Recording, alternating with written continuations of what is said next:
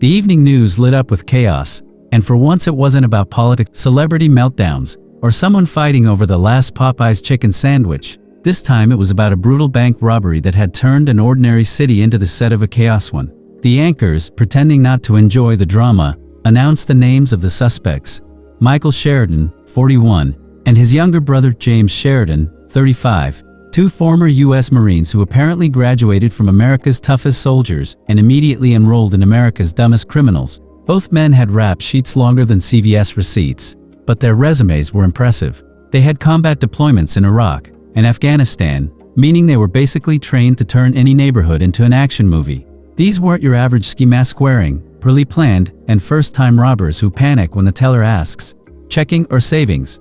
No, these guys could probably reload blindfolded, shoot a fly off a wall at 300 yards, and still coordinate tactical maneuvers like they were storming in a maze farm.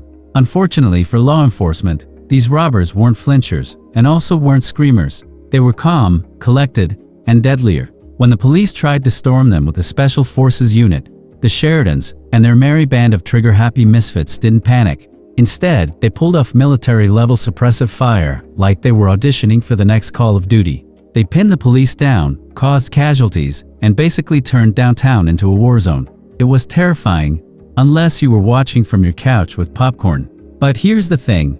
No matter how Rambo these guys looked, they were still just robbers. And robbers never win the long game. Police reinforcements are basically like cockroaches. No matter how many you get rid of, 5 more show up, and eventually one brings a tank. The Sheridans knew it. Ammunition wasn't infinite, and the more they played, the more likely someone with a bigger gun would show up. So their commander, who clearly didn't spend all his military career eating MREs, called for retreat.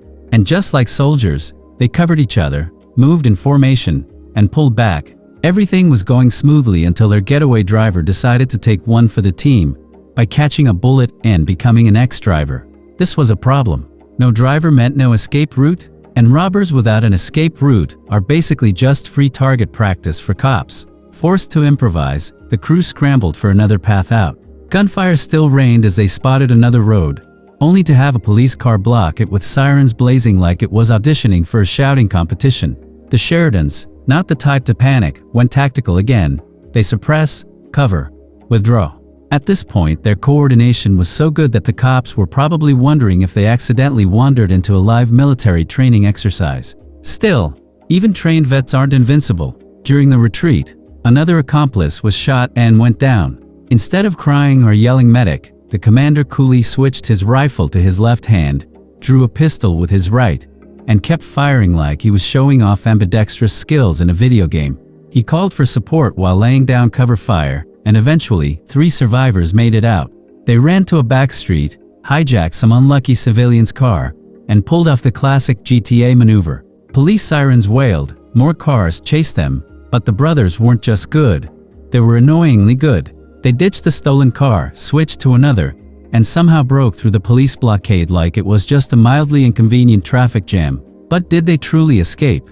Well, not really, because even though they wore masks, voices are hard to hide. And let's be honest, these guys weren't ordering at McDonald's. They were yelling commands, threatening managers, and making tactical calls inside the bank. Someone was bound to notice. In fact, one bank employee, a woman sharp enough to notice details even during a shootout, recognized the commander's voice. She glanced at him one too many times, and that was enough for investigators. The FBI wasn't about to let this case slide. They dispatched Special Agent Frank, a guy from Washington who probably never imagined he'd be spending his week chasing Marines turned bank robbers instead of filling out boring paperwork. The investigation kicked off fast. They interviewed witnesses, employees, and that one lady who claimed all she saw were guns and who wisely admitted she didn't dare make eye contact. Honestly, probably the smartest witness of the bunch. Meanwhile, the surviving robbers regrouped. They had an injured comrade, Gandhi, yes, the irony of his nickname did not go unnoticed, and took him to the house of their liaison, Bill. But Bill wasn't exactly thrilled with the bloody guests. He shouted, complained, and quickly got knocked to the floor by James's brother-in-law, who had apparently majored in solving problems with fists. But something was fishy. The robbers noticed how fast the cops had swarmed the bank, like they'd been tipped off. Suspicion naturally landed on Bill, but after a bit of arguing, they realized Bill was actually innocent. Lucky for him, because being falsely accused by men who solve problems with bullets and fists usually doesn't end well. The real problem was the money. Stolen cash is useless unless you launder it, and laundering millions isn't as simple as asking a gas station clerk for change. Bill had connections though. The only issue: money launderers don't work for free. In fact, they take giant bites out of your pile. Normally, it's about 40 to 50%. Painful, but manageable. While they debated, the front door flew open. In stormed Ava, Jaime's wife, who also happened to work at the bank they just robbed. She was not there to greet him with hugs. Instead, she went full WWE mode and smacked him around. Jaime restrained her, tried to explain, and finally confessed that he was the mastermind.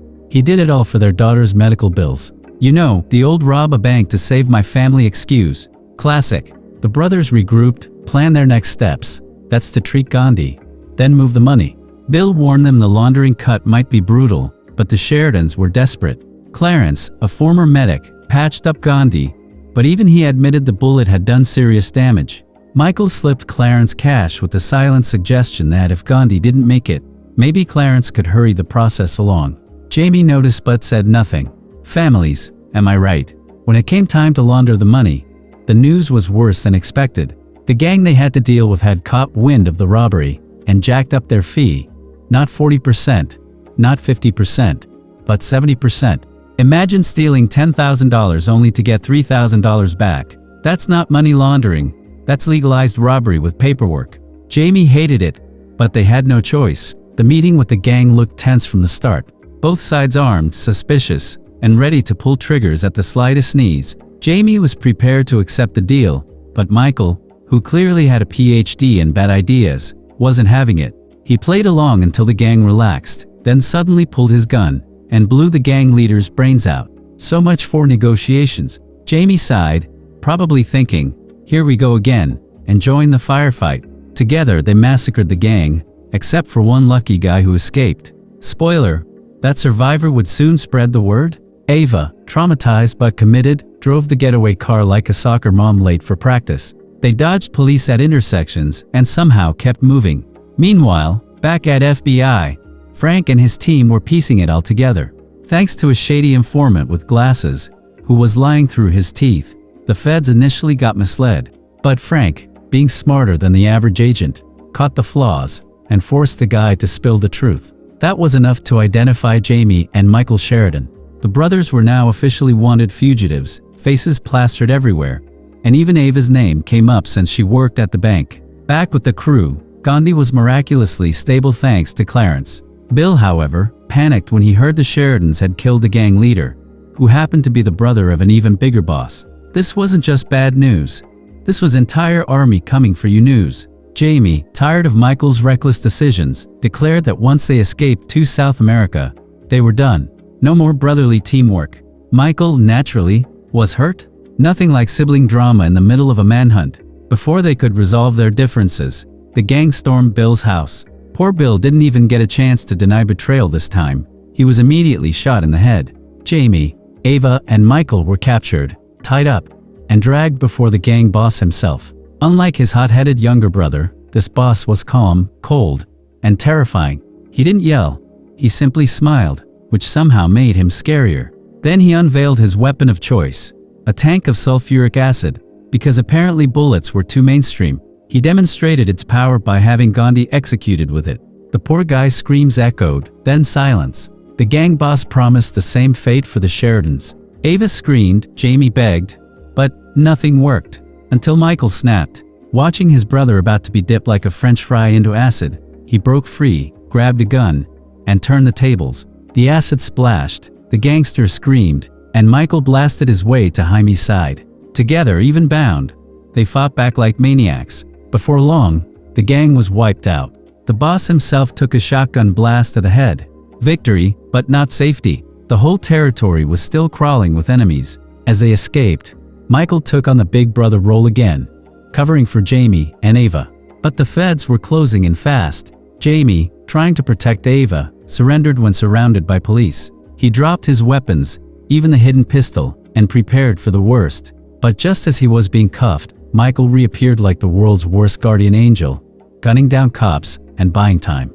He shoved a walkie into Jaime's hand, told him to run, and drew all attention to himself. The federal agents, led by Frank, pursued Michael relentlessly. Alley to alley, shot after shot, Michael fought until he was wounded. Bleeding, exhausted, he still managed to take a hostage, trying to bargain. But Frank, the seasoned hunter, flanked him and fired from behind. Michael fell. In his last breaths, he told Frank that Jamie was already dead, protecting his brother one last time. Jamie and Ava, meanwhile, boarded a subway. But Jamie didn't go all the way home. He got off early, still on the run, leaving Ava to keep their daughter safe. The feds later found his necklace at the gang's site, thinking it proof of his death. Frank, suspecting otherwise, visited Ava but chose not to pursue further. He had kids of his own, and maybe he understood.